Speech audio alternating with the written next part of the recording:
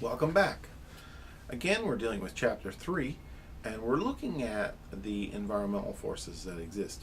In the previous clip, you've seen the first two forces talked about, and that was the demographic cultural forces and the economic forces. In this clip, we're going to look at the remaining three. The third major force that you see out there that affects business and how it operates is technology. Technological change in the last 10 years, let alone the last 50 years, has been phenomenal. And this has affected businesses and how they do business. We'll just look at the emergence of the internet, for example. In 1995, nobody heard of it. Here we are, less than 20 years later, and a tremendous amount of information, a tremendous amount of shopping, a tremendous amount of commerce, all of these things, a lot of it is facilitated by the internet, including education. Here we are right now. So that's an example of a major change in technology. And we're seeing generally, if you look at automobiles, if you look at newspapers, and if you look at magazines, technology has impacted each and every one of those. And all you got to do is think about how has this machine or unit or item changed in the last 20 years. And you will understand the importance of technology, certainly. The fourth major force that we're looking at in terms of the environmental forces are competitive forces. Competitive forces deal with what other people are doing, what other companies are doing, and how is it impacting on us.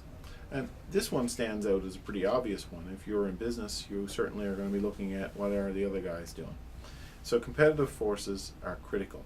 And when we look at competition, we have to look at it from the theoretical model that's described in here of a monopoly on one hand, which is a single enterprise operating as the industry.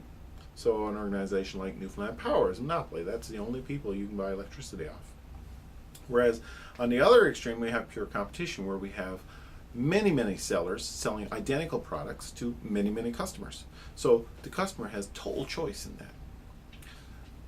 Very hard to find examples of pure competitive environments, but I always think of the poor fisherman who comes in with his catch, and 50 other fishermen come in just like him with his catch. Now a codfish, regardless of who it comes from, is a codfish. So you as a customer, if you have 50 fishermen to buy from, have a tremendous amount of choice, and that's as close to pure competition as you can come across.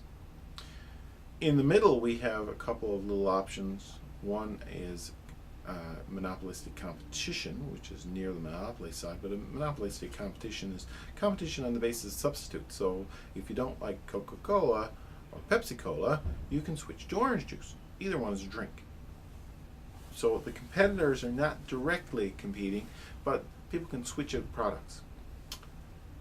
The other one that we look at is an oligopoly. And an oligopoly is similar to a monopoly again, in the sense that an oligopoly, unlike monopoly has one, an oligopoly only has a couple of suppliers. So you have a limited choice. Again, very powerful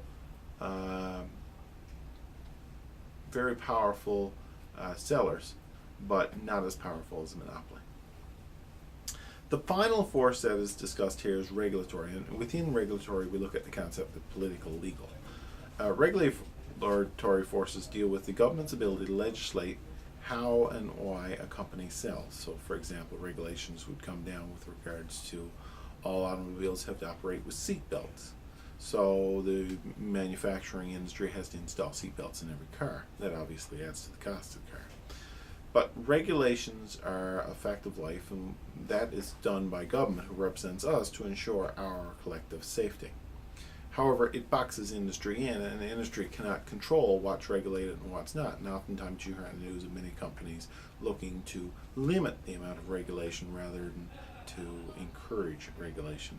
And what companies often try to do in order to stave off government regulation is to say, oh, okay, we'll regulate ourselves. Self-regulation then kind of is a form of regulation, but the companies do it themselves, amongst themselves, to ensure that it keeps the government out from under.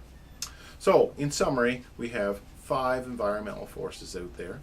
We have demographic cultural, we have economic, we have technological, we have competitive, and we have regulatory.